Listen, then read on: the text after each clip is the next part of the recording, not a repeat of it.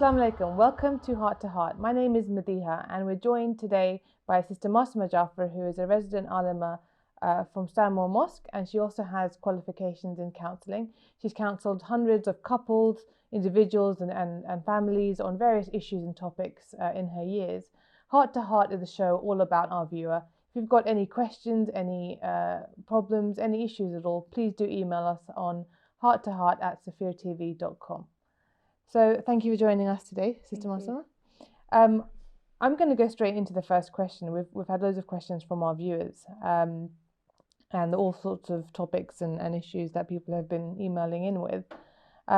Here I have a 15-year-old girl who has said, "Assalamu alaikum, Sister Masuma. Since I was a child, I've been fearful of my father. Sometimes he becomes violent, other times he is really kind and nice. As a young girl of 15, I don't think I can take this abuse much longer, especially because I don't know how or when he will flip out on me. My hair has fallen out, my teeth are really bad, I don't sleep properly, and my brothers are pretty useless when it comes to helping me out. My mum died from cancer a few years ago, and at first my relatives were helping us out, but now they're too busy to even call me.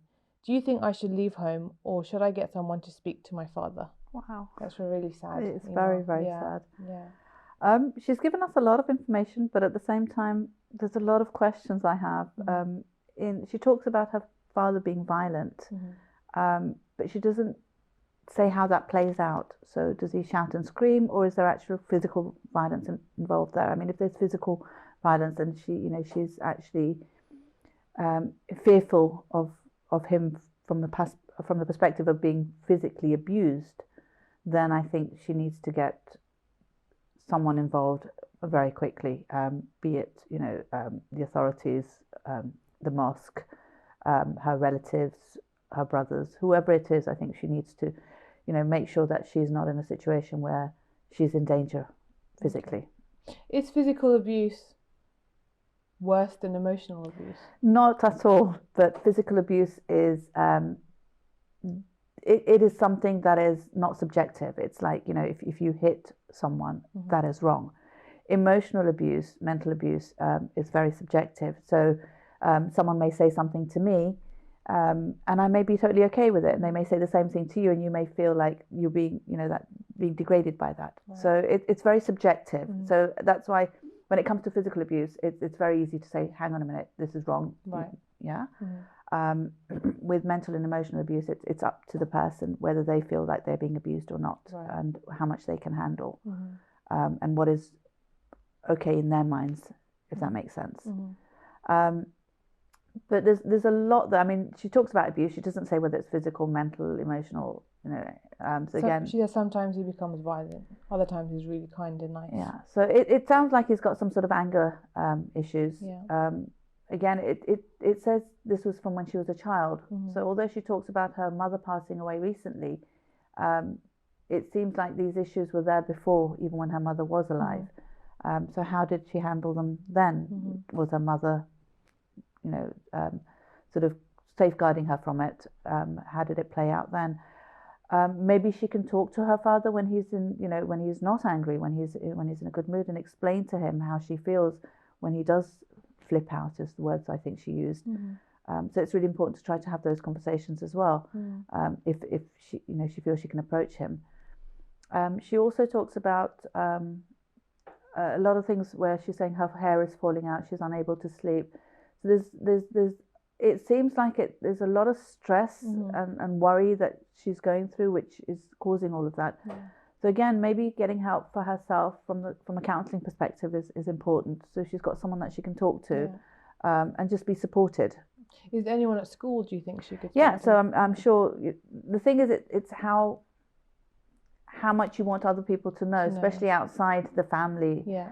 A lot of people feel that they're being disloyal to the family, or they feel torn when they talk about the family outside the family. So she may want to try to handle it within the family, but again, if physical abuse is there, I think she needs to get someone outside involved. That's very, very important. That she's not put in a place of danger. She talks about her brothers being useless. Mm. Again, she doesn't say what she's expecting from them. Does she want them to talk to her father? Does she want help? Because at one point she talks about her relatives coming to help when her mum passed away. What sort of help did she get? Was it help in household matters? Does she feel that it's all on her? Because it sounds like she's the only girl in the house. So maybe that's what's stressing her out rather than the violence of her father. Maybe the violence of her father is an added thing onto everything else that she's been lumbered with now. There's so many things that are there which are unanswered. So it's really difficult to answer it in a way that, she would want me to, because I don't know what she's actually asking. But I think the main things that she needs to think about is if there is physical abuse, she needs to get help.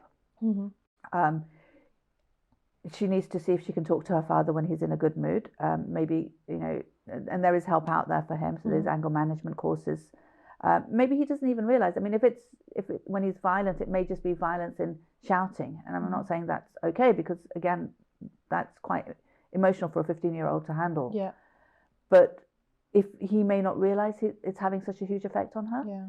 So just by being told that, hang on a minute, when you scream at me, this is what it does to me. Maybe the wake-up call that he needs. So, just maybe having that conversation with him. Sitting down as a family, if it's the fact that she's doing all the housework, maybe just sitting down as a family and sort of saying, okay, look, we need to make a list of chores and everyone has to sign up, and maybe having that on the fridge, and so everyone knows what they're doing, rather than expecting her brothers to help out, because again, if you don't tell them, they're not going to do it. So rather than expectations, actually sit down and say, look, this is what needs doing. You're going to do this, you're going to do this, you're going to do that. And how would you advise in a family where that's not maybe the cultural norm, where I'm sure in a lot of communities, girls and women are expected to do a lot of the housework, whereas, boys and men are not. So how do you have any advice for how someone could tackle that? Because it might be the case with this girl, I don't know. No, it might be, for sure. I think, again, it's having those conversations where you're having, try within the family first, just having a family meeting and saying, I can't cope. I actually can't cope. And telling them, look, I can't sleep, my hair's falling out, all of these things. So they realize how much of a burden it is on her, because she's only 15. Up to now, maybe her mum was doing everything and her mum was coping.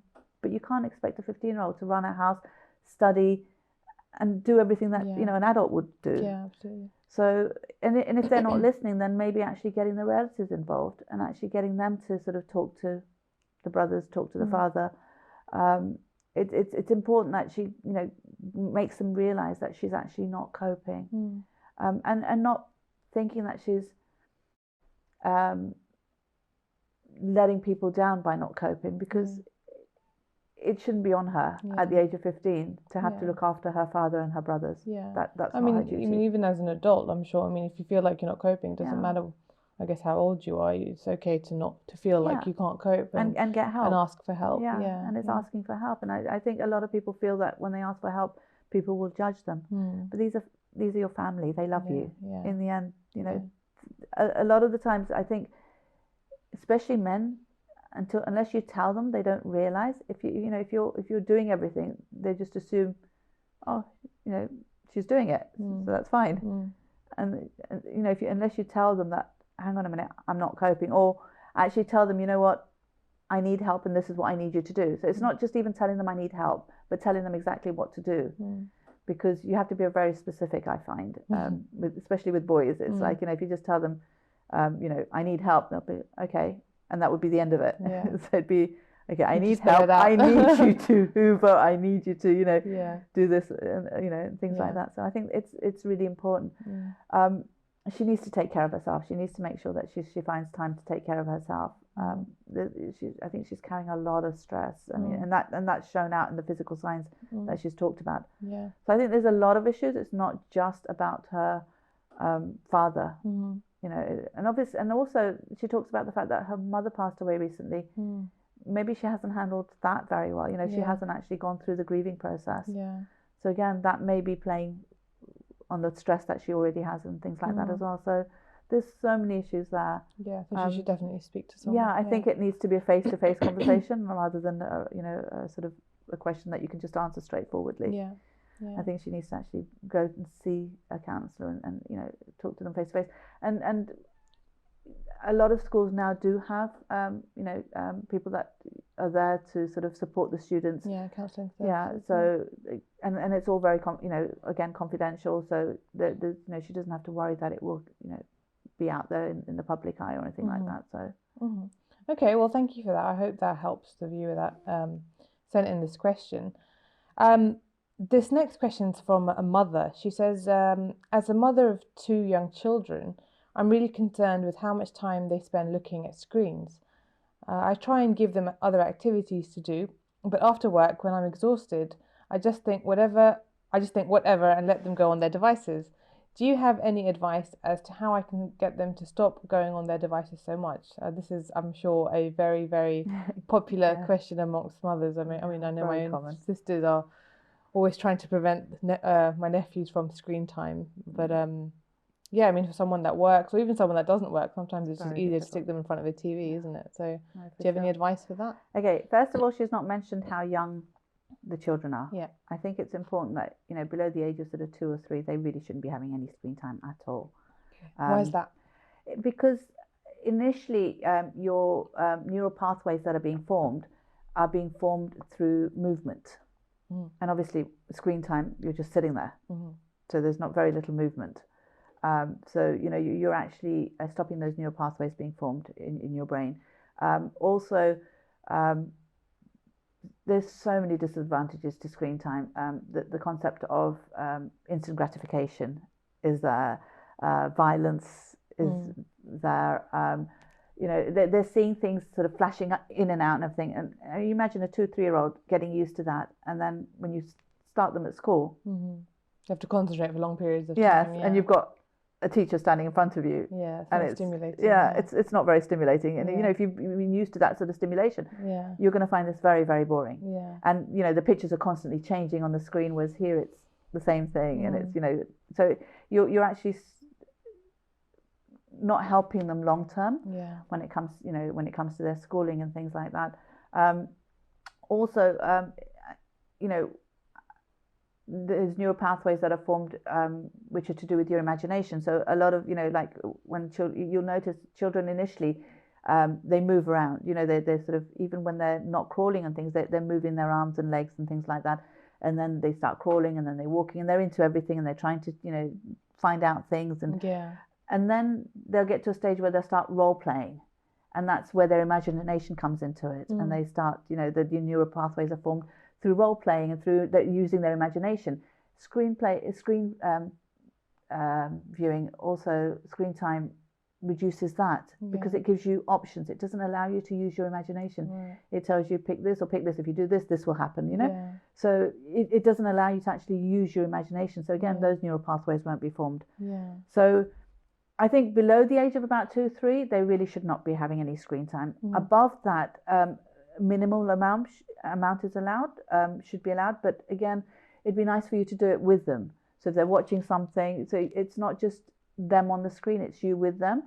And if you need to relax while they're on the screen, get them to sit next to you so you're actually watching what they're doing. So you're conversing with them, you're talking to them, you're trying to sort of get them to look at different things and sort of look at it from different perspectives. And it's so hard to do that, because I remember I was watching my sister doesn't allow, for example, she doesn't own a TV actually. She doesn't own a TV, but when her sons are at my house, they are allowed to watch a little bit, but they're so zoned in that you cannot have any conversation. I think there's one's 6 and one's 2, but it's when they're so zoned in to the TV. If you try and talk to them, they just won't listen to you. They won't converse. They won't engage in conversation. They're just so focused. But again, by you seeing what they're watching, then the conversation's going to happen afterwards even. Yeah. So if you see something, you can maybe make a comment like, "Oh, that's not very Islamic," or that's not good morals, or something like that. And then you can sort of talk to them about it and say, "Oh, what did you think of that? Why do you think I made that comment?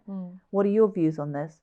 So getting them to actually evaluate what they're watching as well, instead of just taking it in. A lot of the times when they just take it in, they think that's norm and that's okay, and to behave like that is okay. And it's not even, even things like cartoons, which you think are quite innocent.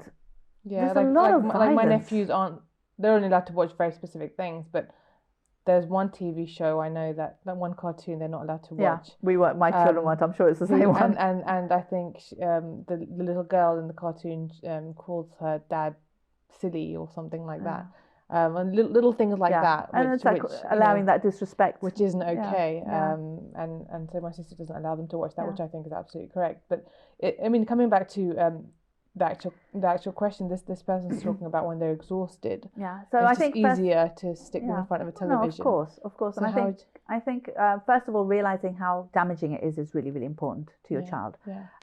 Secondly, I think, if you're working, obviously, you're going to be tired. You've come home from work, a long day's work and everything, and then you've got the dinner to sort out and the kids to sort out and everything.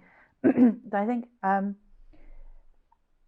what would help is to be organized. So, you try to prep everything at the weekend when you're at home. So when it comes to food and things like that, most of it's already prepped. So you're not that busy trying to cook dinner.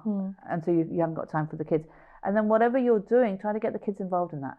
So even when you're cooking, actually getting the kids into the kitchen with you. And it takes a little bit longer, but it's, spending that time with your children and knowing that they're learning from it. And, you've been out the whole day at work. They've been at school the whole day. You've not been together. And now they're sitting in one room watching, something. And you're, in the kitchen busy. And it just seems like there's never a time when you come together. And then, you sit and have dinner together, and that will be it.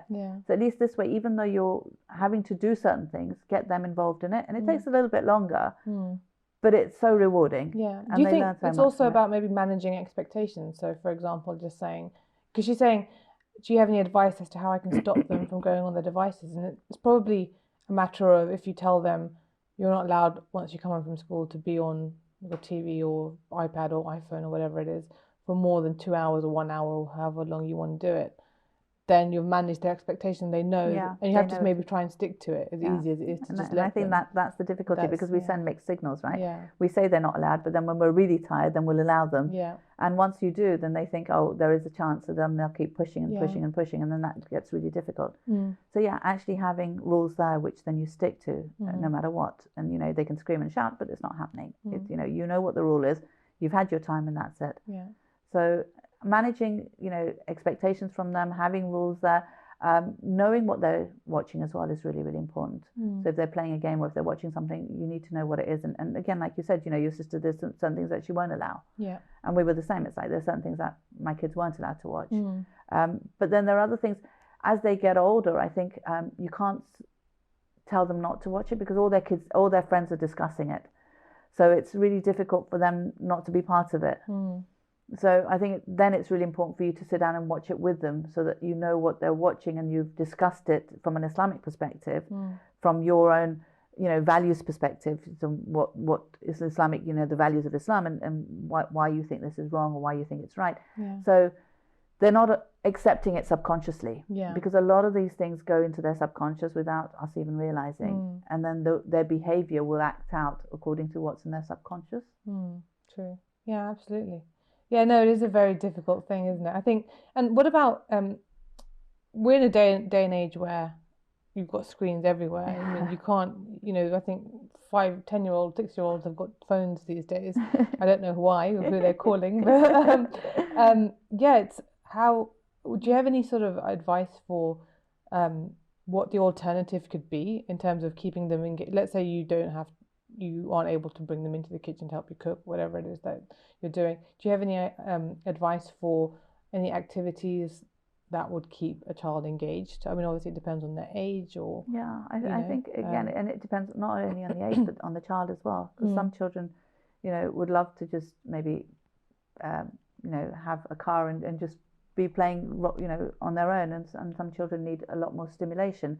But having, knowing your child and having things set up from beforehand, that that, okay, this is what they're going to do, or this is what, again, it's having that organization is really, really important, and thinking ahead, getting them to even, even if they're not in the kitchen, they're doing something, but they're helping in the chores, makes them feel grown up. Although, we feel like, they're not going to do it properly, or they're going to, it doesn't matter even if they mess it up. So it's just getting them, oh, you know what, mummy's just got back from work, you've just got back from school, let's do it all together, and then we can sit down to eat. So getting them to sort of maybe just, I don't know, dust or hoover, you know, little things like that. It doesn't even have to be done properly.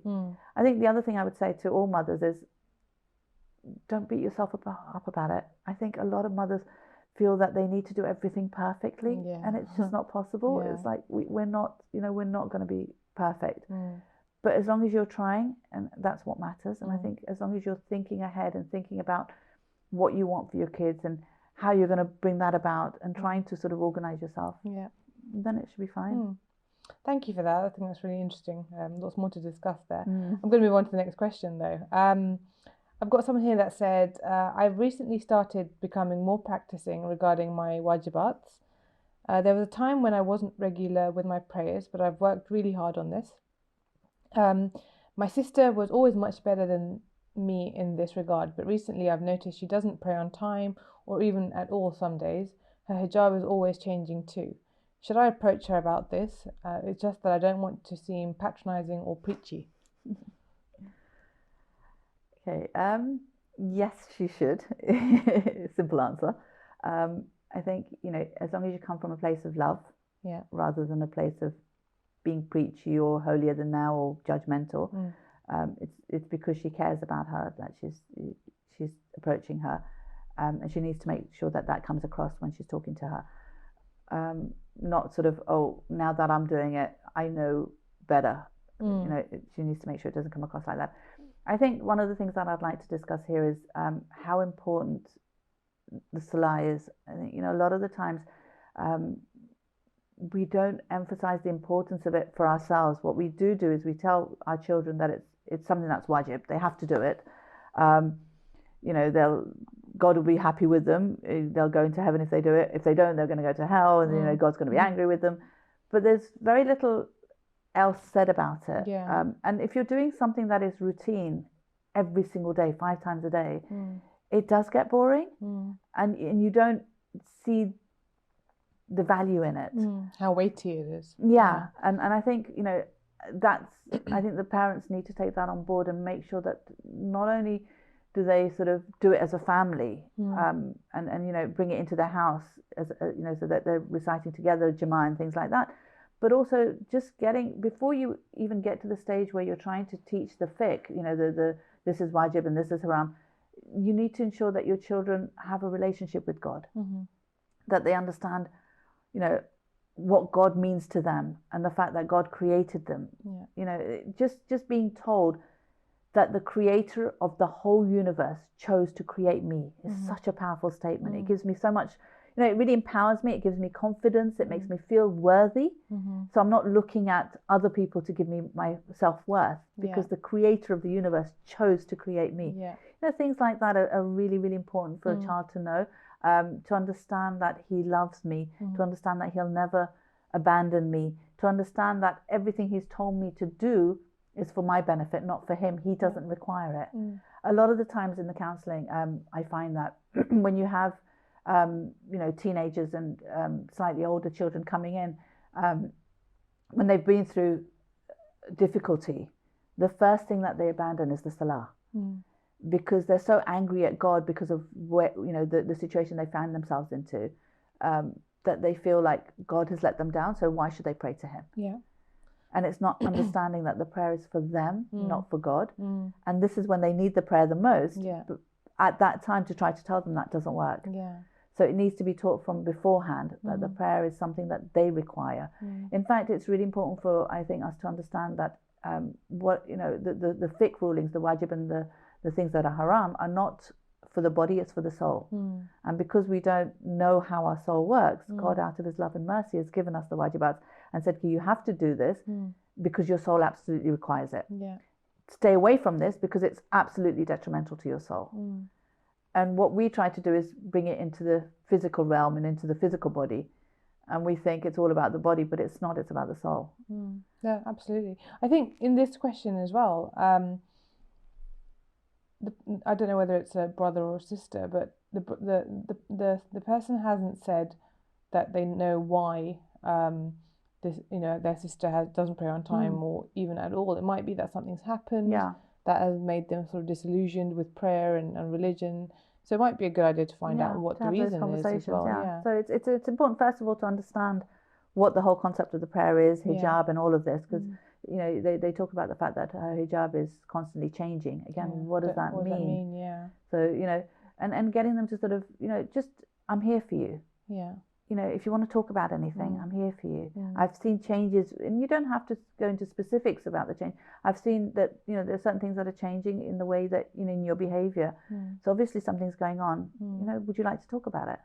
So getting them to actually open up and discuss, to sort of have that conversation would help them as well. Yeah. To see where they're coming from is really, really important. And I think a lot of the times just role modeling it. Yeah. So a lot of the times we feel like we need to say things. Yes, we do. I mean, part of Amr bil Ma'ruf and Nahy Munkar is to actually say it, but it's also about role modeling it. So showing them that how it's done and the fact that it's constantly done is really, really important. Absolutely. Yeah, that's a really good answer, I think. And I think role modeling it is sometimes a lot more effective than trying to shove religion down someone's throat sometimes. Yeah, especially as as your kids get older, and having relationships with your peers. Role modeling is much more powerful than what you say. Yeah. Are there any hadith or examples you could think of? I think I remember one vaguely about sometime. I think the Prophet was praying in a mosque or about to do wudu, and he saw that an elderly man wasn't doing it properly. And that was Imam Hassan and Imam Hussein alayhi salam. Maybe it was them, Imam Hassan and Imam Hussein alayhi salam it. Saw an elderly man who wasn't doing his wudu properly. Right. So rather than telling him he's doing it wrong, because they were quite young at that time, right. they went to him and they asked, they went to him, Uncle, can you watch us do wudu and tell us if we're doing it correctly, which one of us is doing it correctly? And they both did it exactly the same way. Yeah. And the man realized that it was different to how he'd done it. And obviously knowing that they were the Ahlul Bayt, he realized what they were trying to tell him in a very polite and akhlaqi way. It was very beautiful. That's lovely. Yeah, okay. And I think it's really, really important to sort of role model it for your peers. It's like, for example, when you're with your friends and it's Salah time. Rather than you can say, oh, look, it's Salah time, let's go and pray. But sometimes it's like you come across preachy. Yeah. So instead of just saying, just give me 5 minutes, I'm just going to go and pray because it's Salah time. Yeah. So not telling them that they have to do it. Yeah. But just telling them that this is what you're going to go and do. Yeah. So that's a good example. Yeah. They don't feel like they're being pressurized to do it. But you're just again showing them it's important to you. And I think it's having that again confidence of being able to do things which are not considered as norm. But knowing that they're important to you. And again, you'll only do them if you think they're important. Yeah. I think I remember one of my children sort of asked me, when you're doing the same thing over and over and over again, how does that benefit you? It just gets really boring. And I just read then when I was doing some research, and I just read about how, when you're trying to climb up a ladder, it's the same action, but you're moving higher and higher. Right. And the person had compared that to the salah. So it was really beautiful. Yeah. And I was saying to him, well, when you're climbing up a ladder, what are you doing? So, and we actually got him to do it. It's like we got the ladder there and we got him to climb up. And I think, okay, are the actions not the same? And he's like, yeah. And I think, but can you see that you're in a different place now to where you were? Yeah. But it was through the same actions. Yeah. And that's how the salah is supposed to be. Through the same, actions and words and things, you're supposed to get closer and closer to Allah. You're supposed to move up that ladder. Excellent. No, thank you. That's a really great note to end on. So thank you for joining us. We've actually come to the end of our show today. As I said, Heart to Heart is all about you as the viewer. You can always email us on hearttoheart@safirtv.com with any questions, any problems or issues you might be facing at school or university or at home. And Sister Masuma will try her best to help you tackle your problems and issues in a spiritual and a practical way. Thank you for joining us once again. Assalamu alaikum.